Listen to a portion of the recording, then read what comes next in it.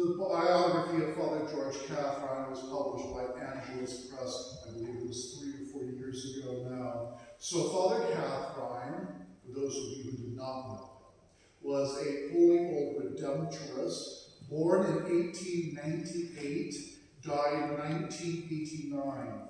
He never said the Novus Ordo Missae. He helped out the SSPX in Northern California. He was stationed in Oakland. He helped out the SSPX from 1975 until his holy death in 1989. So most of the SSPX chapels in Northern California were either started by Father Kathrein or at least serviced by him in the 70s and 80s. He was a very holy priest, and the biography, is the reason I'm a Redemptorist, obviously. The biography, it goes over his vocation, starting with his devout family. They had 7 children who lived to adulthood. 5 of the children ended up with religious vocations, 3 of them were Redemptorists. And the 2 boys who did not become religious, the 2 brothers both married the same woman. Now, to find out how that happened, you have to buy it.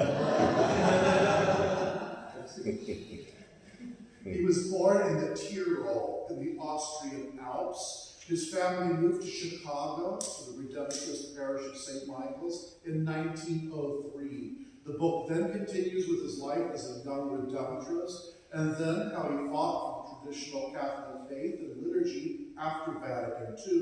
And the final part of the book is about how he helped out the SSPX until his death.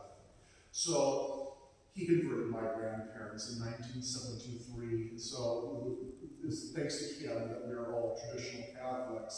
And he was the chaplain of our little traditional Catholic school in the 70s and 80s. So I knew him from my kindergarten year, and then he died in my first year of college at Kansas. So I grew up with him all my life, served Mass for him sometimes 3 times a week, etc.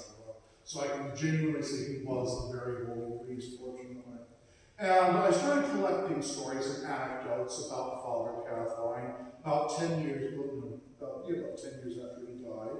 And then in 2021, you remember, who could forget COVID?